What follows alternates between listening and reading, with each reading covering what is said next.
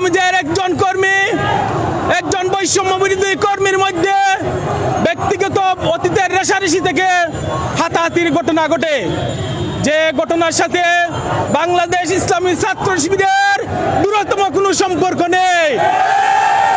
গতকাল এমসি কলেজের তুচ্ছ ঘটনাকে কেন্দ্র করে বাংলাদেশ ইসলামী ছাত্র শিবিরের উপর দায় চাপানো হয়েছে।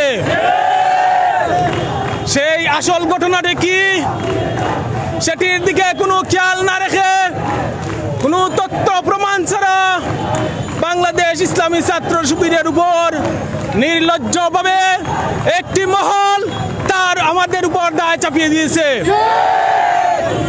গতকালকে সেই ঘটনাটি ছিল কালামুজের একজন কর্মী, একজন বৈষম্য বিরোধী কর্মীর মধ্যে ব্যক্তিগত অতীতের রেশারেশি থেকে হাতাহাতির ঘটনা ঘটে,